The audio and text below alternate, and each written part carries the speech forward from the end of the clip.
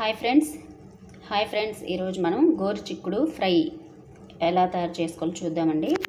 First మనం గోరుచిక్కుల్ని ఇలా medium సైజులో కట్ చేసి పెట్టుకోవాలి.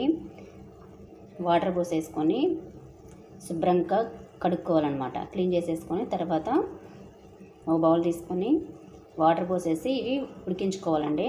ఉడికించాలి. ఇదిగోండి వేడిగా ఉన్నాయి, ఇలా ఉడికించేయాలి.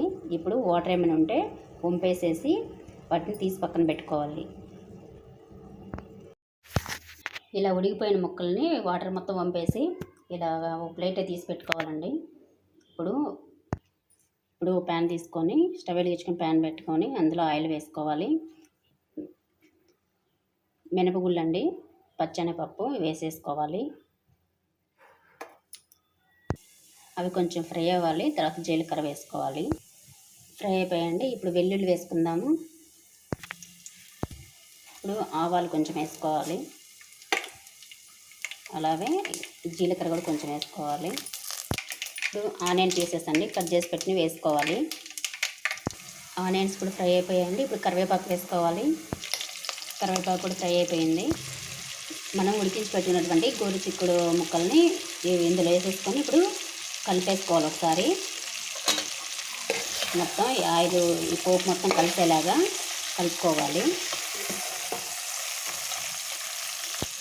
ఈ ముక్కల్ని బాగా ఫ్రై చేసుకోవాలి.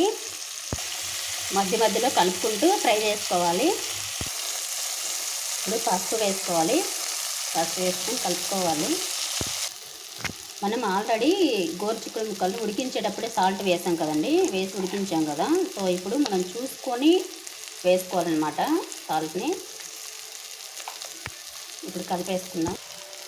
మొత్తం సాల్ట్ కలిసేలాగా మొత్తం కలిపేసుకోవాలి.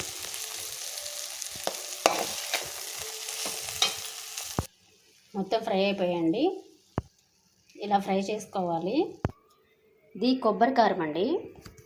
ఇది ఎండుమిర్చి, వెల్లుల్లి, కొబ్బరి అన్నమాట. ఇవి 3 కలిపి మిక్సీ వేస్తే పొడి ఇలా వస్తుందండి. ఇది కొబ్బరి కారం. ఇప్పుడు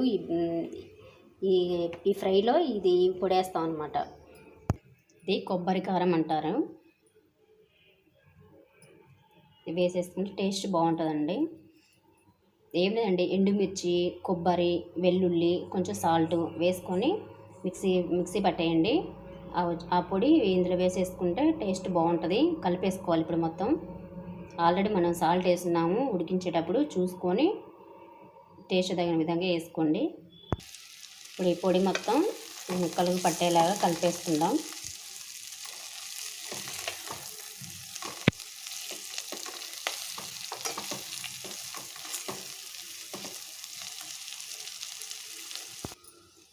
మొత్తం కలిపేసుకోవాలండి.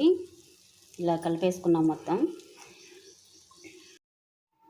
మన ఛానల్లో చికెన్ బిర్యానీ, మష్రూమ్ కర్రీ, ఇంకా చాలా ఉన్నాయండి.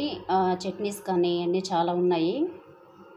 పన్నీర్ కర్రీ, గ్రేవీ కర్రీ అనమాట. ఇలా చాలా ఉన్నాయండి. వీడియోస్ అన్నీ చాలా ఈజీగా చేసుకునేలాగే ఉన్నాయి. అన్నీ ఒకసారి చూడండి ఫ్రెండ్స్. మన ఛానల్ని లైక్ చేయండి, షేర్ చేయండి, సబ్స్క్రైబ్ చేయండి friends. Thank you friends. Curry మొత్తం అయిపోయిందండి. ఇలాగ ఫ్రై అనమాట. చాలా టేస్ట్గా ఉంటుందండి. ఒకసారి ట్రై చేయండి.